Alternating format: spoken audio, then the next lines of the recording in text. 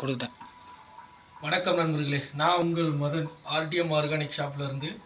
இது வந்து பார்த்தீங்கன்னா தேன் தட்டு வந்து யாரும் சேல்ஸ் பண்ணி நீங்கள் பார்த்துருக்க மாட்டீங்க. நம்மளோட ஷாப்பில் இருந்தால் முதல்ல பண்ணிக்கிட்டு இருக்கோம். இது வந்து பார்த்தீங்கன்னா கொம்பு தேன். எல்லோரும் வளர்ப்பு தேன் மட்டும் தான் வச்சுருப்பாங்க.